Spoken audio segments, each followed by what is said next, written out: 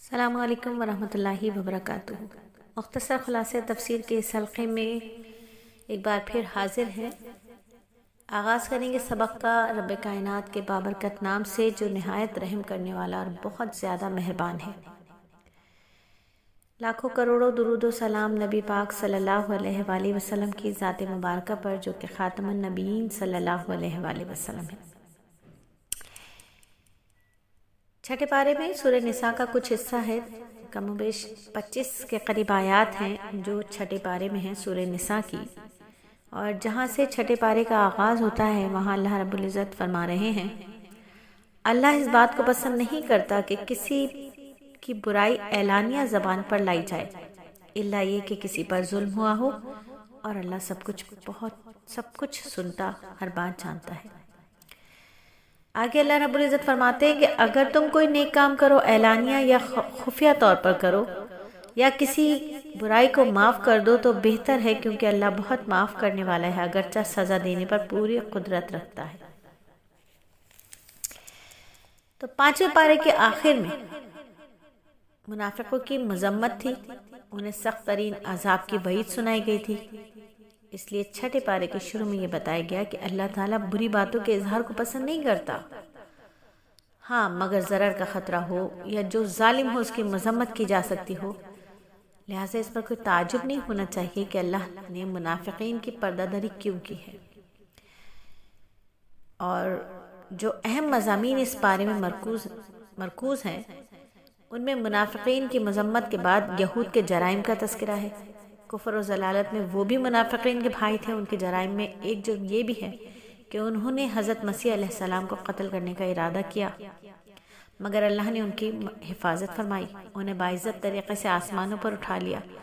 یہود کے بعد اہل کتاب کے دوسرے گروہ یعنی نصارہ کا تذکرہ ہے، جس کا انتہائی غلط عقیدہ یہ تھا کہ خدا ایک نہیں بلکہ 3 سے مرکب ہے، یعنی باپ، بیٹا اور روح القدس۔ نصارہ کو سمجھایا گیا کہ تم اپنے دین میں غلو نہ کرو اور حضرت عیسیٰ علیہ السلام کو ان کے اصل مقام سے نہ بڑھاؤ، یہ مت کہو کہ خدا 3 ہے۔ پھر جبکہ خود حضرت عیسیٰ علیہ السلام کے اللہ تعالیٰ کے سامنے عاجزی اور عبودیت میں کوئی اپنی حد تک محسوس نہیں کرتے بلکہ عزت محسوس کرتے ہیں، تو تم کون ہو جو حضرت عیسیٰ علیہ السلام کو خدا ٹھہرانے والے؟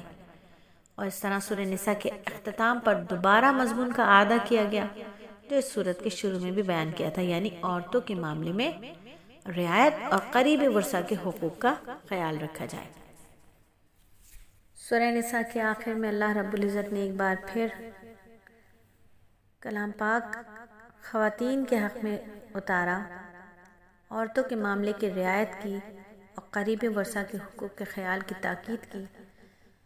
فرمایا، اے پیغمبر، لوگ تم سے کلالہ کا حکم پوچھتے ہیں، کہہ دو کہ اللہ تمہیں کلالہ کے بارے میں حکم بتاتا ہے، اگر کوئی شخص اس حال میں مر جائے کہ اس کی اولاد نہ ہو اور اس کی ایک بہن ہو تو وہ اس کے ترکے میں سے آدھے کی حقدار ہوگی، اور اگر اس کی بہن کی اولاد نہ ہو اور وہ مر جائے تو اس کا بھائی زندہ ہو تو وہ اس بہن کا وارث ہوگا۔ اگر بہنیں 2 ہوں تو بھائی کے ترکے سے 2/3 کی حقدار ہوگی، اور اگر مرنے والے کے بھائی بھی ہوں اور بہنیں بھی تو ایک مرد کو 2 عورتوں کے برابر حصہ ملے گا۔ اللہ تمہارے سامنے وضاحت کرتا ہے تاکہ تم گمراہ نہ ہو، اور ہر چیز کا اللہ پورا علم رکھتا ہے۔ یعنی کلالہ اس شخص کو کہتے ہیں جس کے انتقال کے وقت نہ اس کا باپ یا دادا زندہ ہو، نہ کوئی بیٹا یا پوتا ہو۔ الحمدللہ سورہ نساء مکمل ہوئی۔ اللہ رب العزت ہمیں ہر اس گناہ سے معاف فرمائے جو ہم نے جان بوجھ کر کیا تھا، ہر اس گناہ سے جو ہم نے انجانے میں کیا تھا، جو رات کی تنہائی میں کیا تھا، جو دن کی روشنی میں کیا تھا، جو رات کے اندھیرے میں کیا تھا، جو لوگوں کے ہجوم میں کیا تھا، راتوں کی دنوں کی روشنیوں کی تنہائی میں کیا تھا۔ اللہ زمین پر کیے گئے ہر ایک گناہ کو معاف فرمائے جو ہم سے سرزد ہوئے، اپنے فضل و کرم سے ہمارے گناہوں کو معاف فرمائے، اور ہماری اس چھوٹی سی حقیر سی کاوش کو، اس چھوٹی سی خدمت کو اپنی بارگاہ رحمت میں قبول فرما لے، اور اللہ رب العزت باقی صورتوں کو بھی اپنی رضا کے مطابق تکمیل کی توفیق عطا فرمائے، آمین ثم آمین۔ اور پھر سورہ نساء کے بعد چھٹے پارے میں سورہ مائدہ کا آغاز ہوتا ہے۔ اس سورت کا تعارف کچھ اس طرح سے ہے کہ یہ مدینہ کی صورت ہے، مدنی صورت ہے، رکوع اس میں 16 ہیں، آیات 120 ہیں۔ یہ صورت نبی پاک صلی اللہ علیہ وآلہ وسلم کی حیات طیبہ کے بالکل آخری دور میں نازل ہوئی۔ علامہ ابو حیان فرماتے ہیں کہ اس کے کچھ حصے صلح حدیبیہ، کچھ فتح مکہ اور کچھ حجۃ الوداع کے موقع پر نازل ہوئے تھے۔ اس زمانے میں اسلام کی دعوت جزیرہ عرب کے طول و عرض میں اچھی طرح پھیل چکی تھی۔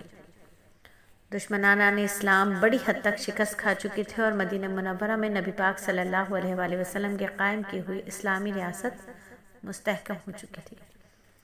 لہٰذا اس صورت میں مسلمانوں کے سماجی، سیاسی، معاشی مسائل سے متعلق بہت سی ہدایت دی گئی ہیں۔ صورت کا آغاز اس بنیادی حکم سے ہوا کہ مسلمانوں کو اپنے عہد و پیما پورے کرنے چاہیے۔ اس بنیادی حکم میں اجمالی طور پر شریعت کے تمام احکام آ گئے، وہ چاہے اللہ تعالیٰ کے حقوق سے متعلق ہوں یا بندوں کے حقوق سے متعلق ہوں۔ اس زمن میں ایک اصول یہ بھی تاکید کے ساتھ سمجھایا گیا کہ دشمن کے ساتھ بھی ہر معاملہ انصاف کے ساتھ ہونا چاہیے، اور یہ خوشخبری دی گئی کہ دشمنان اسلام کو اب اسلام کی پیش قدمی کرنے سے روکنے سے مایوسی ہو چکی ہے، اور اللہ نے اپنا دین مکمل فرما دیا۔ اسی صورت میں یہ بھی بتایا گیا ہے کہ کس قسم کی غذائیں حلال ہیں اور کس قسم کی حرام۔ اسی سلسلے میں شکار کے احکام بھی وضاحت کے ساتھ بیان ہوئے۔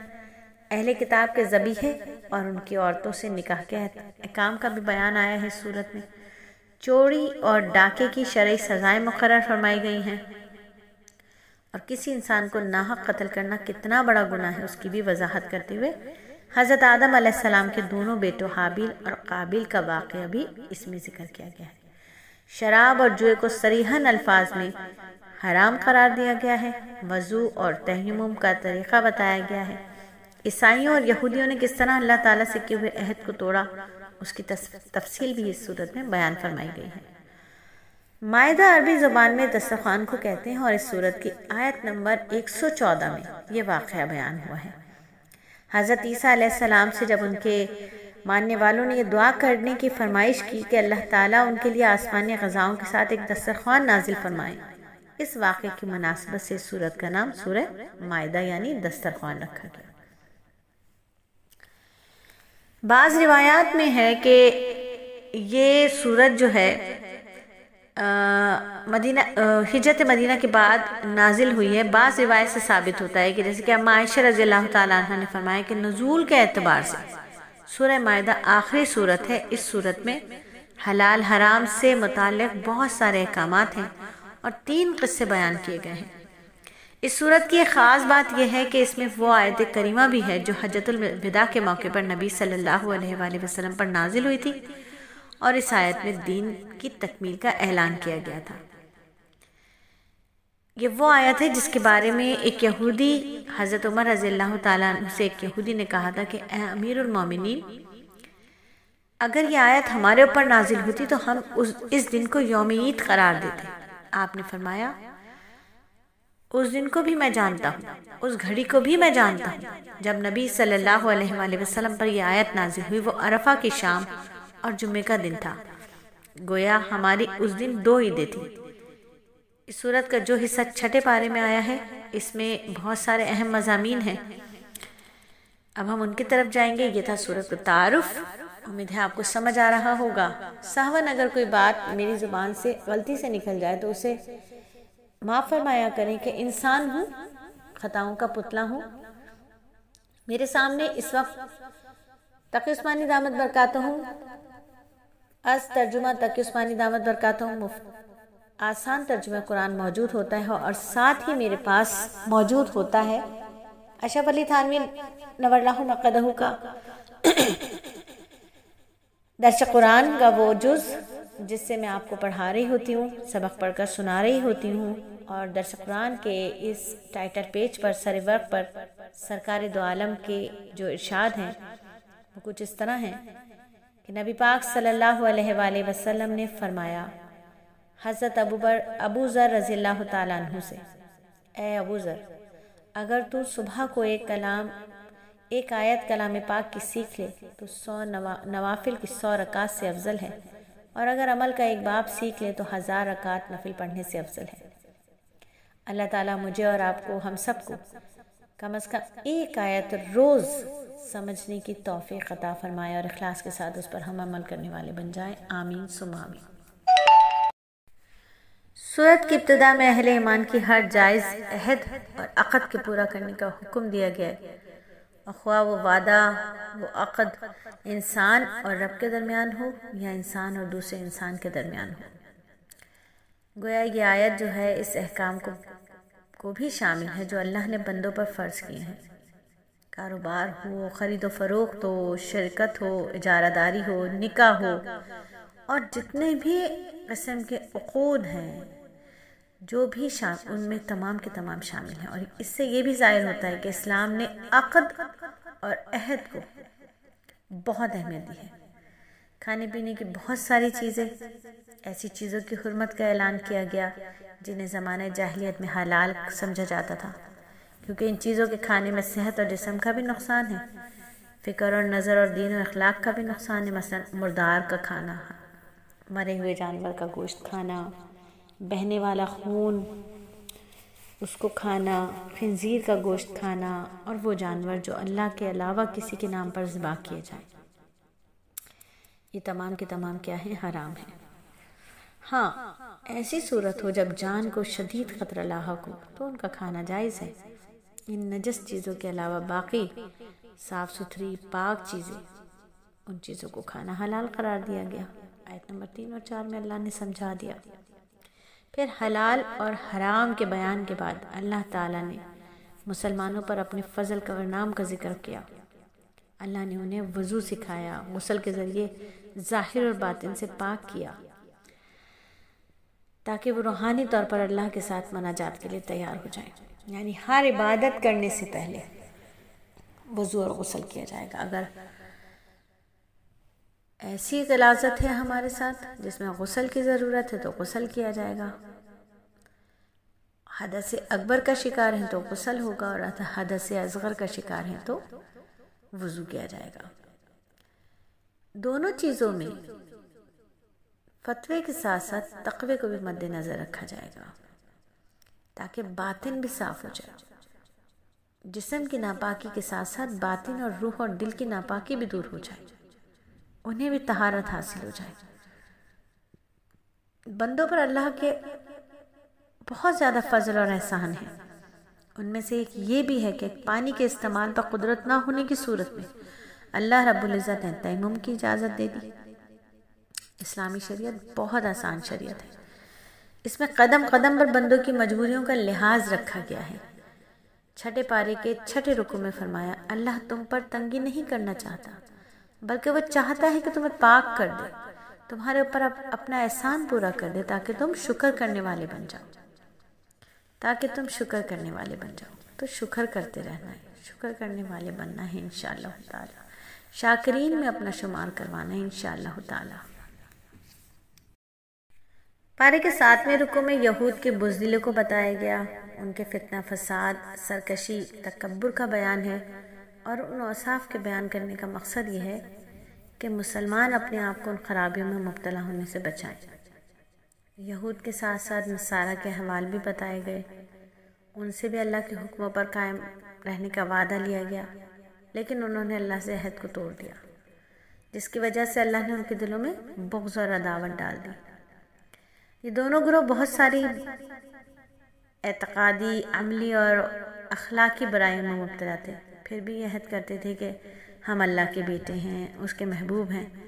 اس دعوے کی تردید کرتے ہوئے فرمایا کہ اگر تم واقعی اللہ کے محبوب ہو تو وہ تمہیں تمہارے گناہوں کی سزا کیوں دیتا؟ اس مذمت اور تردید کے بعد انہیں دین حق اور خاتم النبیین صلی اللہ علیہ وآلہ وسلم پر ایمان لانے کی دعوت دی گئی۔ پھر 8ویں رکوع میں یہ بتایا گیا کہ حضرت موسیٰ علیہ السلام نے پہلے یہود کو اللہ کے احسانات یاد کرنے کا حکم دیا، پھر انہیں ارض مقدس فلسطین میں داخل ہونے کی ترغیب دی، لیکن ان بدبختوں نے اس ترغیب کے جواب میں موسیٰ علیہ السلام کا مذاق اڑانا شروع کر دیا اور کہا، اے موسیٰ، ہم تو اس ملک میں ہرگز داخل نہیں ہوں گے جب تک وہاں سے عمالقہ نہیں نکل جاتے، لہٰذا تم اور تمہارے رب جا کر لڑو، ہم تو یہاں بیٹھے ہوئے۔ اور اسی طرح بنی اسرائیل کی سرکشی اور نافرمانی کے تذکرے کے بعد 9ویں رکوع میں حضرت آدم علیہ السلام کے دونوں بیٹوں حابیل اور قابیل کا ذکر کیا گیا۔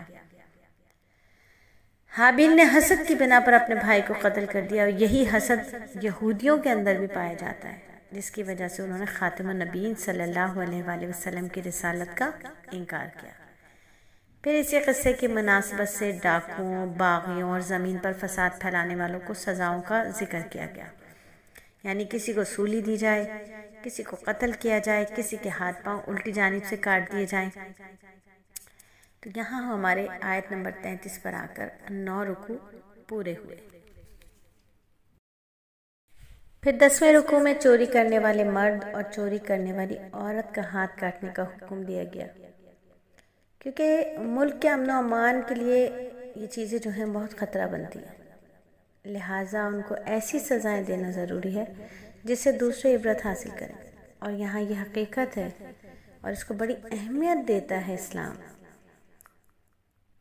کہ جب ایسی سزائیں دی جائیں گی، سخت سزائیں دی جائیں گی، عبرتناک سزائیں جب مجرم کو دی جائیں گی، ایسی عبرتناک سزائیں کہ ان کا تصور ہی انسان کو جرم کے ارتکاب سے روک دے، ایسے لوگوں کو سر اٹھانے کا موقع نہ ملے، تو اجتماعی امن کے لیے جو خطرہ ہوتا ہے وہ ٹل جاتا ہے۔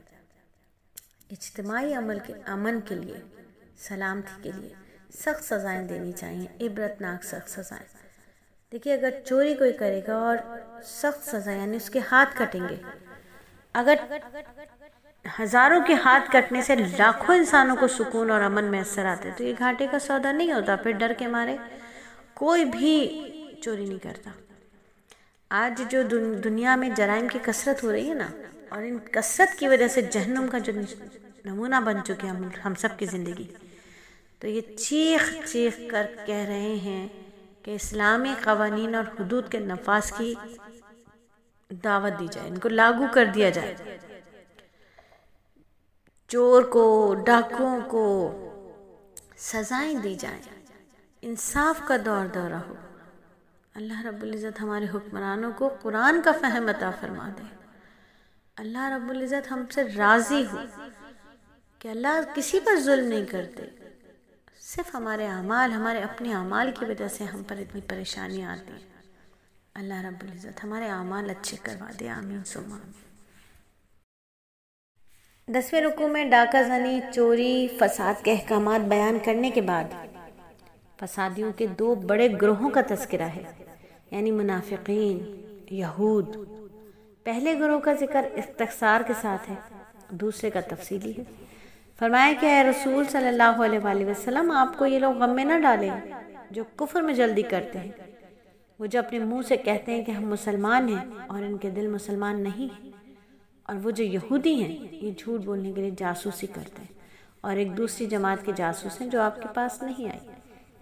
یہود کے ساتھ ساتھ نصارہ کی گمراہی کا بھی بیان ہے، اور بتلایا کہ ان کو تورات اور انجیل دی گئی، لیکن انہوں نے ان کتابوں کے مطابق اپنے فیصلے نہ کیے۔ تورات اور انجیل کے بعد قرآن کا ذکر ہے۔ قرآن وہ جو ہدایت اور گمراہی میں فرق کرنے والا ہے، اور یہ تمام کتابوں کا محافظ ہے۔ عقائد، عبادات، معاملات، اخلاق سے تعلق رکھنے والی کوئی ایسی نصیحت، کوئی ایسا کام نہیں جو انسانیت کی فلاح کے لیے ضروری ہو اور کتاب و سابقہ میں ہو مگر قرآن میں نہ ہو، تو ایسی کوئی چیز موجود ہی نہیں جو قرآن میں نہ ہو۔ اور اس کے بعد مسلمانوں کو یہود و نصارہ کے ساتھ قلبی دوستی لگانے سے منع کیا گیا، کیونکہ یہ کون ہے؟ یہ امت مسلمہ کے، پوری ملت اسلامیہ کے سخت ترین دشمن ہے۔ لہٰذا اللہ تعالیٰ فرماتے ہیں ایمان والو، تم یہود و نصارہ کو دوست نہ بناؤ اور آپس میں ایک دوسرے کے دوست ہیں، اور تم میں سے جو ان سے دوستی رکھے گا وہ انہی میں سے ہوگا، بے شک اللہ تعالیٰ ظالم قوم کو ہدایت نہیں دیتا۔ آج ہم دیکھ لیں قرآن کی صداقت کا یہ زندہ معجزہ ہے، ہم اپنی آنکھوں سے دیکھ رہے ہیں۔ آپس کی شدید مذہبی اور سیاسی اختلافات کے باوجود یہود و نصارہ مسلمانوں کے مقابلے میں متحد ہیں، نظر آ رہے ہیں، چاروں طرف یہ معاملات نظر آ رہے ہیں۔ تعجب تو اس بات پر ہے کہ عالم اسلام کے حکمران قرآن و حکیم کی صحیح ہدایت ہونے کے باوجود یہود و نصارہ سے دوستیاں کرتے ہیں اور ان کے اشاروں پر بنیاد پرست مسلمانوں پر ظلم کے پہاڑ ڈھاتے ہیں۔ یعنی جانتے ہیں کہ قرآن کہہ رہا ہے کہ یہ ہمارے دوست نہیں ہو سکتے، کہ ہمارے دشمن ہیں، ان کے پاس ہمارے لیے چالے ہی چالے ہیں، ان کے پاس ہمارے لیے بغض، عداوت اور نفرت ہی نفرت ہے، اس کے باوجود قرآن کے فیصلے کو نہیں مانتے، بلکہ کیا کرتے ہیں؟ یہود و نصارہ سے پنگے بڑھانے کی کوشش کرتے ہیں۔ جو یاد رکھیے، فرما دیا اللہ تعالیٰ نے کہ تم میں سے جو ان سے دوستی رکھے گا وہ انہی میں سے ہوگا۔ اللہ ہم سب کو بچائے، آمین ثم آمین۔ آگے کفار کے ساتھ جب قلبی دوستی لگائی جائے گی تو کیا ہوگا؟ ارتداد کا خطرہ ہوگا۔ اس لیے اگلی آیات میں مسلمانوں کو ارتداد سے بچنے کی تلقین کی گئی، کیونکہ ارتداد سے کیا ہوتا ہے؟ سارے اعمال باطل ہو جاتے ہیں، ضائع ہو جاتے ہیں، انسان پر ہمیشہ کے لیے دوزخ واجب ہو جاتی ہے۔ اور ساتھ ہی یہ بھی وضاحت کر دی کہ اللہ کا دین تمہارا محتاج نہیں ہے۔ اگر تم مرتد ہو جاؤ گے، دین اسلام کو چھوڑ دو گے، تو اللہ تعالیٰ تم سے بہتر لوگوں کو دین کی خدمت کے لیے کھڑا کر دیں گے۔